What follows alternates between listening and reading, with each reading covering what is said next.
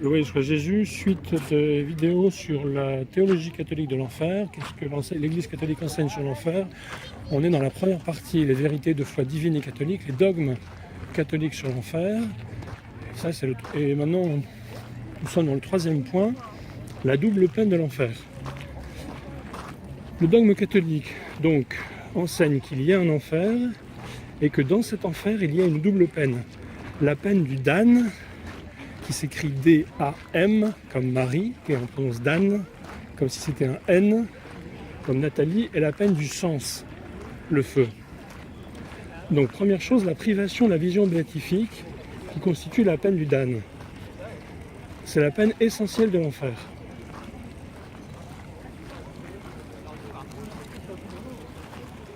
Les textes sacrés font mention de cette peine. Le réprouvé, le damné est chassé loin du ciel. La sentence du jugement dernier dit expressément, Matthieu 25, verset 41, « Retirez-vous de moi, maudit ». Cet éloignement de notre Seigneur, Jésus-Christ, cet éloignement de Dieu, l'exprime sous plusieurs formes.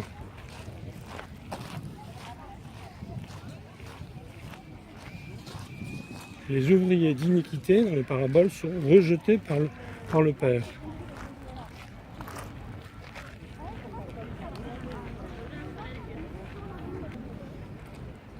Tandis que Abraham, Isaac et Jacob et tous les prophètes seront accueillis dans le royaume de Dieu.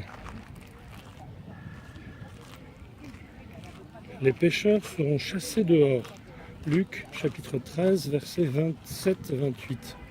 Matthieu chapitre 7, verset 23, chapitre 25, verset 12.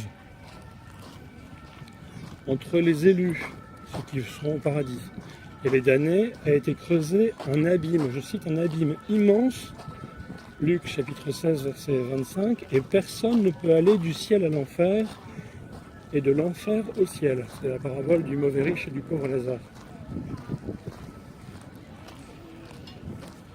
Les symboles des ténèbres extérieures marquent aussi la peine du damné. Cette peine est réservée à celui qui n'avait pas la robe nuptiale, c'est-à-dire aux pécheurs privés de la grâce, aux serviteurs négligents et inutiles, c'est-à-dire aux chrétiens infidèles à leur vocation. Matthieu chapitre 25, verset 30. Et même aux enfants du royaume, c'est-à-dire aux juifs qui étaient appelés les premiers à la gloire du ciel. Mais que leur aveuglement a éloigné du ciel à tout jamais. Il s'agit des juifs qui ont refusé de croire que Jésus était le Messie, le Christ, annoncé par les prophéties de l'Ancien Testament. Matthieu chapitre 8, verset 12. À propos de la parabole sur l'invité du repas qui n'a pas la robe, il faut ajouter une précision historique, c'est qu'à l'époque, quand un roi invitait des convives, le roi envoyait la robe, pour les mariages par exemple, on envoyait aux invités une robe, le vêtement, tout le monde était en robe. Donc si celui qui est invité n'a pas la robe, ça n'est pas parce qu'il n'avait pas les moyens de s'offrir un vêtement digne, c'est parce qu'il a refusé de porter une robe qu'on lui a donnée gratuitement en cadeau, et il devait la porter pour honorer le roi. Je ferme la parenthèse. Les apôtres, Saint Pierre, Saint Paul, Saint Jacques, Saint Jean, Saint Jude, tiennent le même enseignement que Jésus.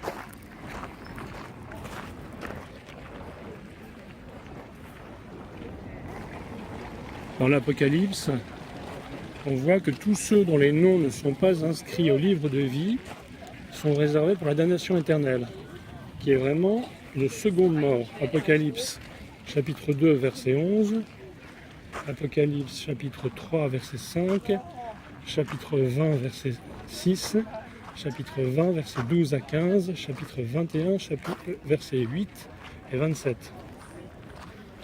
Cette mort n'est pas l'anéantissement, mais la privation de la vie divine.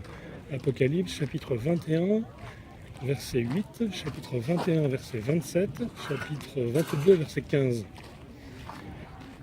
À l'opposé, le ciel est un lieu resplendissant de lumière. C'est la gloire de Dieu qui illumine et l'agneau qui en est le flambeau. Mais il n'entrera rien de souillé au ciel, ni personne qui commette l'abomination et le mensonge.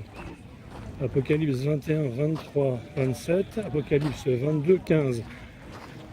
Dehors les chiens et les magiciens et les impudiques et les homicides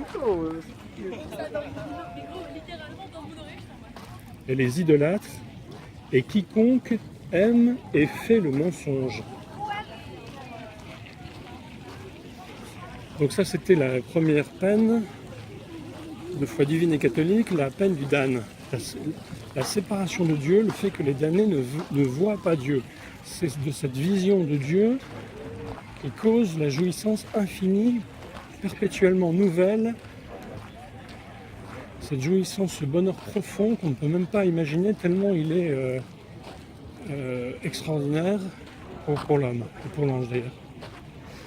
Donc passons la deuxième chose, c'est la peine des sens. C'est ce qui en général marque le plus l'imagination humaine, parce qu'on parle du feu et que le feu on peut en faire l'expérience sur Terre, bien que le feu de l'enfer soit incomparablement plus épouvantable que le feu sur Terre. Je me souviens d'un exorcisme où le démon, à travers le possédé, disait si vous voulez comprendre la différence entre le feu de l'enfer et le feu sur Terre, il y en a autant qu'entre le feu sur Terre et un feu qui serait peint sur un mur.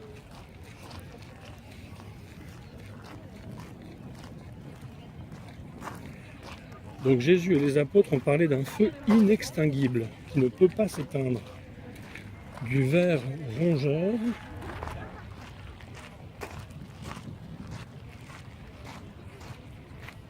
de tourments, au pluriel, de flammes, de gouffres de feu, de fournaises obscurcies par la fumée et le soufre, etc.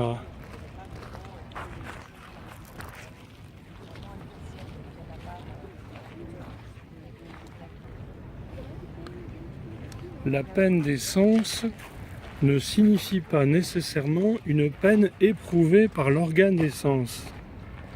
Les démons et les âmes humaines avant la résurrection des corps n'ont pas de faculté sensitive. Et cependant, la peine du sens existe pour eux.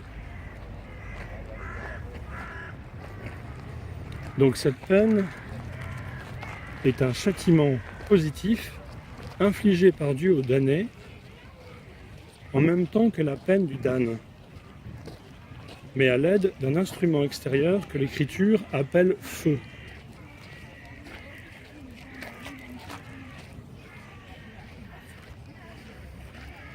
Il y a donc une peine crucifiante distincte de la peine du damné. Déjà dans l'Ancien Testament, avec le livre d'Isaïe, on avait une vision nette de la peine du sens. Le prophète, dans le livre 66, dans le livre d'Isaïe, chapitre 66, verset 24, a parlé d'un feu dévorant qui ne s'éteindra pas.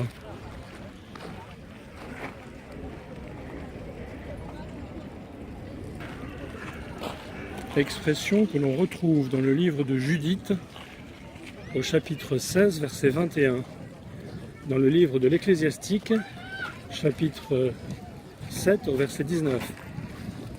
Et Jésus l'emprunte à Isaïe dans ce passage déjà cité de l'Évangile, où il nous demande de nous arracher l'œil, de couper la main, de couper le pied qui nous fait tomber dans le péché, plutôt que de tomber dans la géhenne où le feu ne s'éteint pas. La parabole du bon grain et de l'ivraie se termine avec une vision du feu de l'enfer. Matthieu, chapitre 13, versets 40 à 42. Le mauvais riche de la parabole se plaint de brûler dans la flamme. Luc chapitre 16, verset 24. Et la sentence du jugement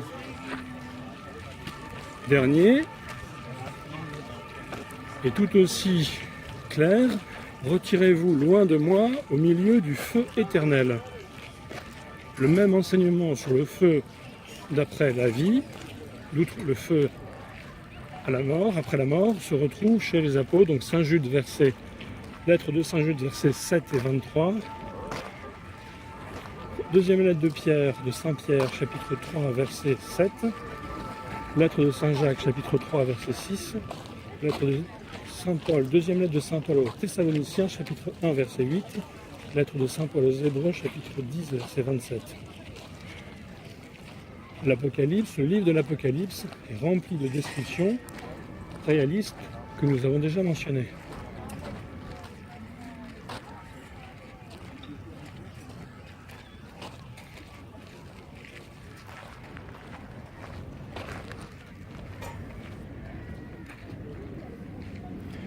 Le quatrième point, là on vient de finir le troisième point. Nous sommes dans la partie dogmatique, les vérités de foi divine et catholique, les dogmes catholiques sur l'enfer. On vient de finir le troisième point. Le quatrième sera le fait que ces trois vérités sont proposées à la fois des hommes de bonne volonté et des catholiques par le magistère de l'Église. Ce sera l'objet de la vidéo suivante.